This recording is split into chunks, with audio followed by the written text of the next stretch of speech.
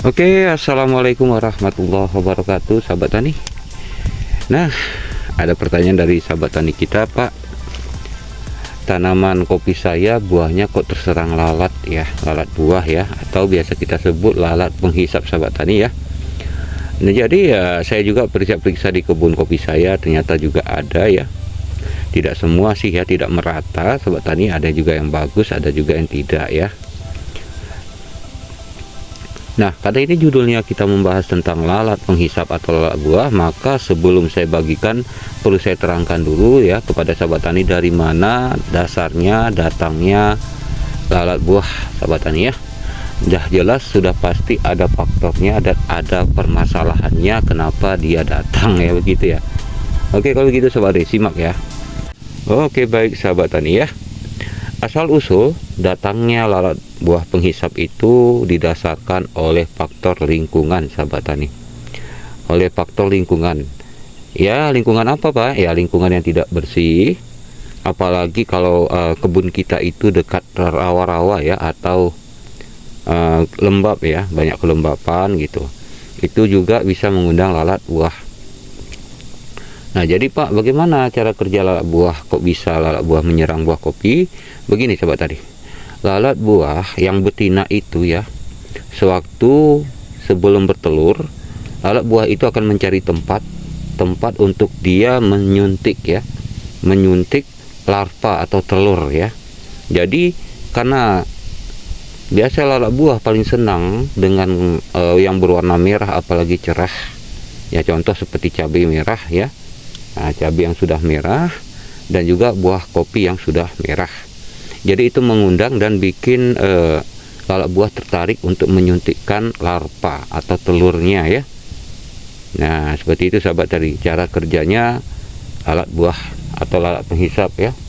Jadi sahabat tadi, ketika lalat tersebut menyuntikkan larva atau telurnya ke dalam daging atau ke dalam kulit kopi ini, maka dalam kulit kopi ini akan ada ulat biasanya di dalamnya ya, atau larva ya, anaknya lalat, sahabat tani.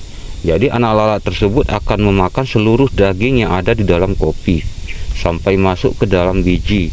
Nah, jadi bisa ditengok tanda seperti ini nih, membengkak ya. Nah, ini ada bekas ya, ada lubang. Nah, ini bekas suntikan dari lalat buah itu, sahabat tani. Nah ya,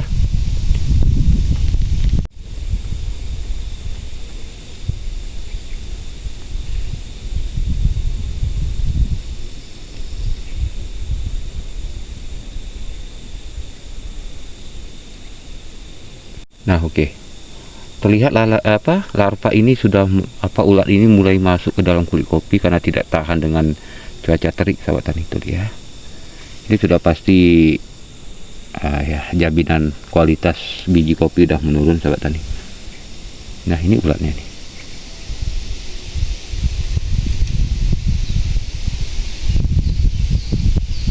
Nah, seperti ini jadinya, sahabat tani.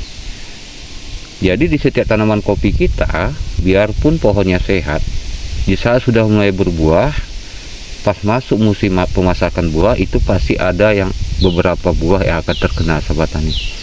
Apalagi kalau memang lagi musim lalat buah tadi ya, lagi musim bertelur, wah semakin beringas serangannya di kebun kopi kita ya, sahabat tani ya. Nah, seperti ini. Oke, kita tunjukkan ya. Nah, ini bekas suntikan ya sobat, lihat ya, terlihat hitam-hitam tuh. Nah, bentuknya akan seperti ini bisa menurunkan kualitas kopi ya. Nah tuh, aduh, mana dia, ini dia, rusak sahabat tani, rusak ya. Tuh, nanti ketika larva ini besar dan tumbuh menjadi dewasa, maka akan keluar dari biji ini dan menjadi lalat dewasa, sehingga ini menjadi ampas ya, atau menjadi sampah sahabat tani. Nah, seperti ini beringasnya ya. Tuh, masih ada rupanya ulatnya tuh.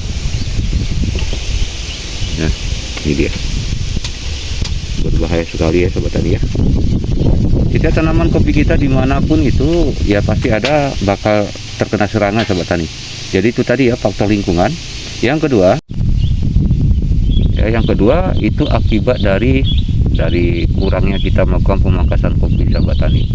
Itu juga bisa mengundang lalat buah juga untuk bersarang ya. Nah, jadi pemangkasan itu penting, tapi ya syukur alhamdulillah di tanaman di buah kopi saya ini tidak seluruhnya ya mengalami hal seperti ini. Satu-satu itu pasti ada. Karena saya rutin lakukan pemangkasan sahabat tani. Jadi tidak terlalu bermasalah ya. Nah, ini penyebabnya ini. Oke, dan selanjutnya faktor apa Pak? Ya, faktor dari MDPL. Lalat buah ini konon lebih senang itu menyerang di iklim yang sedang, artinya banyak panasnya kurang dinginnya ya, seperti itu biasa sering menyerang sahabat tani ya. Nah, tapi Pak, untuk tanaman cabai bagaimana Pak? Tanaman cabai kalau saya dengar teman-teman sih katanya daerah dingin ataupun daerah suhu sedang atau hangat tetap terserang ya, seperti itulah ya sahabat tani. Oke sahabat tani, ada lagi ya lalat penghisap buah sahabat tani yang menyerang buah kopi kita. Di saat hijau seperti ini sudah mulai kelihatan pucat seperti ini sahabat tani. Nah, ini akibat apa ya? Ini ada juga sahabat tani, lalat penghisap buah itu terjadi di saat kopi mengalami pembungaan sahabat tani. Di saat kopi mengalami pembungaan, lalat itu datang lalu meletakkan telurnya di dalam pembungaan kopi tersebut. Nah, gitu ya. Jadi seiring interval 1-2 minggu, begitu pembungaan kopinya berubah menjadi buah seperti ini, maka ulat tersebut akan masuk segera. Nah, itu makanya kopi belum sempat merah ya, itu sudah kelihatan pucat dan layu sahabat tani. Terlebih sahabat tani coba lihat seperti ini nih, separuh merah, separuh hijau. Nah, ini sudah terserang lebih dulu. Nah, jadi ada lalat buah menyerang di saat pembungaan kopi, ada juga lalat menyerang di saat buah kopi menjadi merah, baru dia menyerang begitu ya. Jadi sahabat tani ya, bisa juga kadang-kadang telurnya atau larvanya itu dalam satu buah ini 2 atau sampai 4 ekor gitu ya sahabat tani ya, tergantung dari betinanya tadi ya, tergantung dari lalat betinanya menyuntikkan berapa kali di dalam buahnya sahabat tani. Nah, jadi sulit kita kenali ya, seperti ini sulit kita kenali sahabat tani. Kadang-kadang kalau buahnya masih kecil daripada ini, lebih kecil lagi, misalnya itu kelihatan biasa aja, hijau mengkilap subur seperti biasa gitu, tapi ternyata setelah besar seperti ini akan kelihatan ya menguning sebelum waktunya sahabat tani. Nah, seperti ini.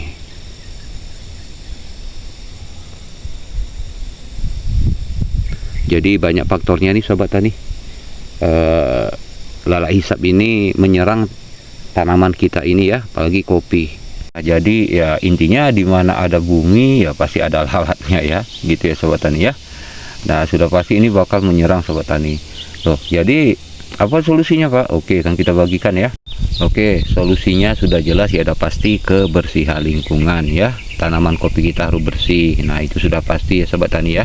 Solusi kedua sahabat tani, pasangkan lem ya, lem lalat ya, atau yang biasa saya pakai itu lem kuning sahabat tani ya, lem kuning.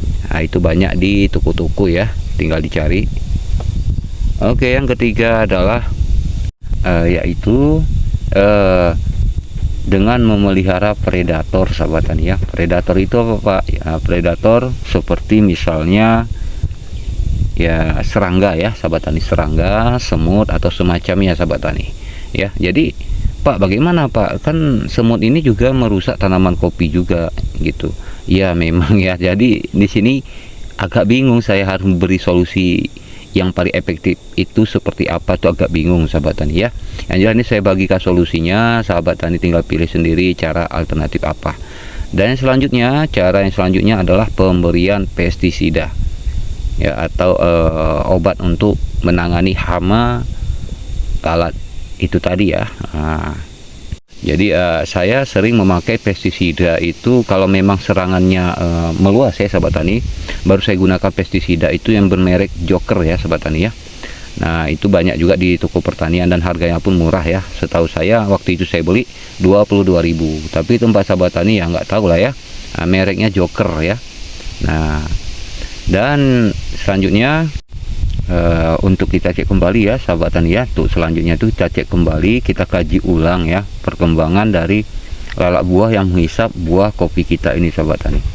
Nah ya, hanya itu cara-caranya sahabat tani ya.